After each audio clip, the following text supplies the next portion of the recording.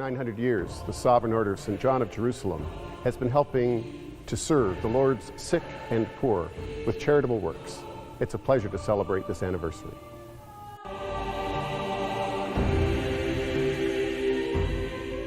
In the 11th century, sacred sites existed throughout the Holy Land for all three of the great monotheistic religions, Judaism, Christianity, and Islam. Christian pilgrims had been journeying to Jerusalem since the 4th century AD, but as the trip was not only arduous but dangerous, injury and illness often befell the traveler. In the early 11th century, in a section of town known as Miristan, the merchants from Amalfi established a small Benedictine hospice to care for Christian pilgrims. At the end of the 11th century, the hospital was under the direction of the Blessed Brother Gerard and had become renowned for the quality of the care extended to people of all faiths. Brother Gerard's hospice was dedicated to St. John the Baptist and was the only Christian establishment within the walls of Jerusalem.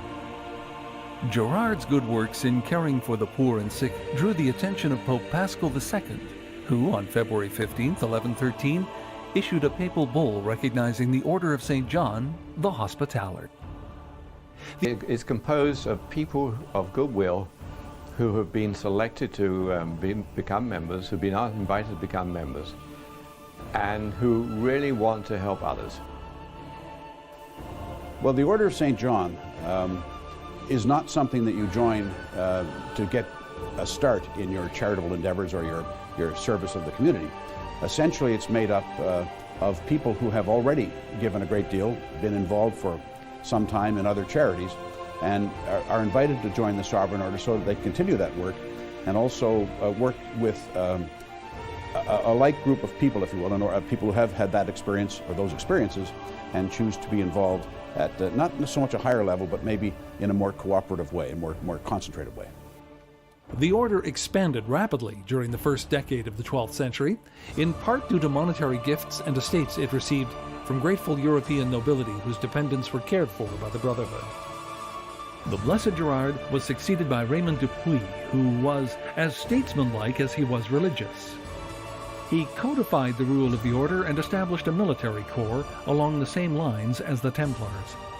He realized that some of the brothers who had joined the order were more suited for the task of protecting the pilgrims than nursing them. Over the next 200 years, the order grew, and drew to its ranks the younger sons and brothers of the rich and powerful nobility from every kingdom in Europe. As a consequence, new hospices, priories, and strongholds were built along all the major pilgrimage routes in the Holy Land and Europe. I think I became very fascinated with the order in 1979 when, as a graduate student, I worked for the Institute of Nautical Archaeology and at its field headquarters, which were in Bodrum in Turkey, and the field headquarters was actually based in this incredible late or early 15th century medieval fortress or castle which the Knights of St. John had built, and there was there was a moat and double walls and these great towers. The towers were in English, a French, and a German tower, and each been built by a different nationality of the knights, sort of competitive tower building, so to say. The English tower, as a social historian and a historian, was tremendously interesting to me. It had the coats of arms of Henry IV. He was the one who raised the money for it, and it also had, in slightly smaller scale, he being the head patron, of the coats of arms of the noble families in England who donated money to this particular project of building this defensive tower. And not unlike the way sponsors of healthcare programs or operas or art exhibits do today, sponsors have their logos. Well, here were the logos from the 15th century of all those who donated money for this project. During the 12th century, the Hospitallers and Templars managed to defend the Christian kingdoms in the Holy Land. But once Saladin united the armies of Islam, the Christian armies began to lose territories, despite reinforcements from Europe. Saladin's victories launched the Third Crusade led by Richard the Lionhearted. While the Christian forces managed to recapture all of the coastal areas, Jerusalem remained in Saladin's hands, but was declared an open city for pilgrims of all religions. The wars continued throughout the 13th century, until the Muslim armies finally evicted the order from their last stronghold of Acre in 1291. At first, the order withdrew to their estates on Cyprus, but in 1306 they captured the island of Rhodes from the Byzantine Empire. On Rhodes, they built a huge fortified city and perfected the final form of their military component by developing a powerful navy. The Ottoman Turks attacked Rhodes in 1480 and returned in 1523 with a more powerful force. After a lengthy siege, the knights were forced to surrender their island stronghold to Suleiman the Magnificent. The order settled on the island Malta, a gift from the Holy Roman Emperor Charles V, for an annual payment of a falcon. The Ottomans pursued the knights to Malta, but were defeated by the knights in 1565 after a lengthy siege. The order prospered on Malta, building a large city and hospitals. The Sacra Infirmia advanced medical care and science throughout Europe. In 1798, General Napoleon captured Malta en route to Egypt. The last Grand Master fled to Russia with the holy relics of the order and sought protection from Tsar Paul I, who was recognized by the Pope as being the protector of the Knights of St. John. After the 1917 Russian Revolution, the order's relics were taken to Denmark by the Dowager Tsarina, and on her death passed to the guardianship of King Alexander I of Yugoslavia. The Grand Priory of the Americas had formed in 1912, but it was not until 1964 that the priory became prominent by accepting the King Peter II of Yugoslavia's constitution. The order continues to grow and reunify the various factions that had split. In the last 4 years I've been the Registrar General, which has been involved in the administration of the order of the 800 plus members in 13 different countries. I am the Grand Prior of the Americas, which means there are 11 priories, I think, in North America, and 2 small ones at this point in Middle America. The Europeans and the Americans operate in a different style. And the Europeans are particularly interesting because over the centuries you have different nationalities, different tribal groups, if you like, different ways of doing things. And the Americans are very, very established and well constructed in their administration. Insofar as we have a Grand Commander, we have a Grand Prior. In Europe, you have differences of opinion, you have different personalities, you have different characters, and they all want to do things their way. But at the end of the day, we all want to help the sick. It was quite a revelation because the members of the order in Finland have been isolated on their own, and they felt this, and they knew that this reunification was going to really help them. And they sort of rallied around, and at the recent investiture, 42 new members were invested into the order.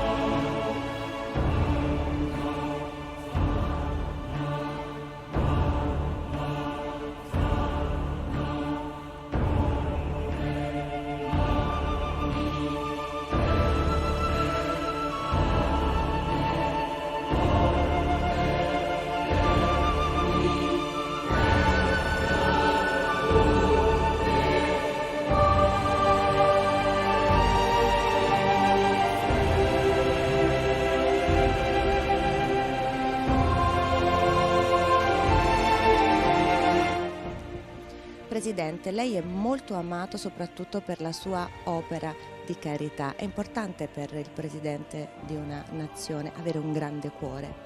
È molto importante, sì, perché abbiamo qui anche bisogno di fare anche l'aiuto, di dare l'aiuto alla nostra gente, particolarmente ai bambini, perché ogni anno abbiamo 300 persone che devono fare anche operazioni all'estero. La nostra associazione, che si chiama la Community Chest Fund, fa questo, sì, facciamo questo sostegno finanziario. Quest'anno avete deciso di devolvere i fondi per aiutare i genitori, i familiari a partire. Familiari e anche i pazienti, e facciamo questo ogni anno. E anche abbiamo anche la mia moglie, Malte, e io andiamo anche all'estero ogni anno, normalmente agli ospedali di Londra, per anche visitare questi bambini. Sì. Ecco perché lei è così amato. È il nostro dovere, naturalmente. Siamo obbligati a fare tutto questo. Malta è una piccola isola nel cuore del Mediterraneo, però con una grande storia. Perché Malta è così conosciuta nel mondo? Lei che ne è il primissimo cittadino. Malta è ben notata. Siamo piccoli, ma siamo anche con un grande cuore.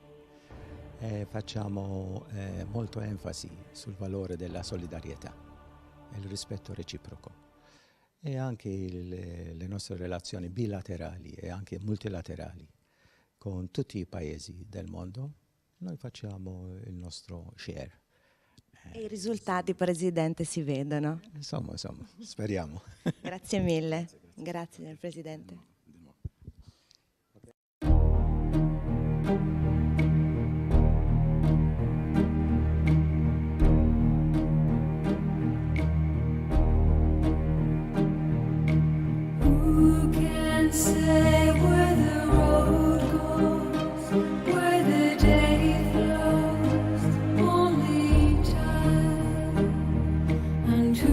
The order has returned to its original mission, and that is service to those who are sick and ill, regardless of their financial status or, in fact, their faith, because that was what the order used to do. And they also provide very compassionate care to people at their end of their lives with the hospices that we've been building.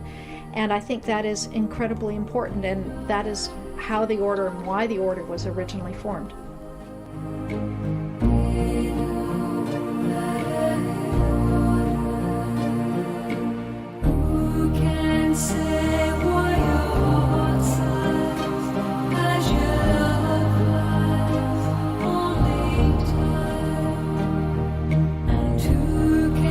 It will be turning over to the Vancouver Coastal Health for them to operate.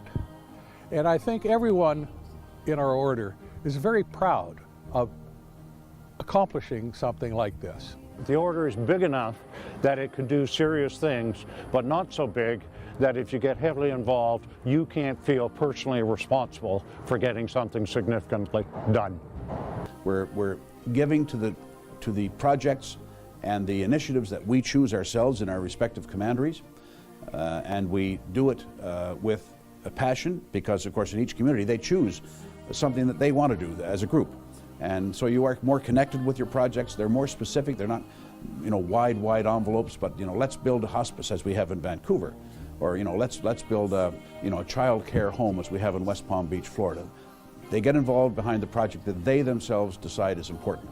So they're not fulfilling someone else's mandate, but they're creating a mandate themselves and seeking to achieve it. And in fact, we always do achieve it. Organizations that accomplished objectives and goals, and the order is certainly one of those kinds of organizations. I've always volunteered all my adult life, and when I was asked to join the order, I was honored. The reason I accepted the invitation to become a knight was because of the work of the Vancouver Commandery in the hospice, St. John's Hospice, now almost completed construction out at the UBC campus. As a pastor who has the privilege of being with people when they're dying, I know that folks who are at the end of life, who are in a hospice, receive the best care. When I was asked if I would like to join the order, it was explained to me that women had no standing in the order, but that was going to change very quickly. And in fact it did. 2 years after I joined, a resolution was passed giving dames equality in the order. I've met people from internationally, from Scotland, England, Hungary, Finland, France, Denmark, United States of America, and wonderful people to work with. I really enjoyed meeting people and having conversations and face-to-face at meetings with members from the different parts of the order. Entity, but we do hope that like people similar to us who want to get involved in our projects will get involved over time, so the amount of funds we raise will grow, the projects we can undertake will become larger and more.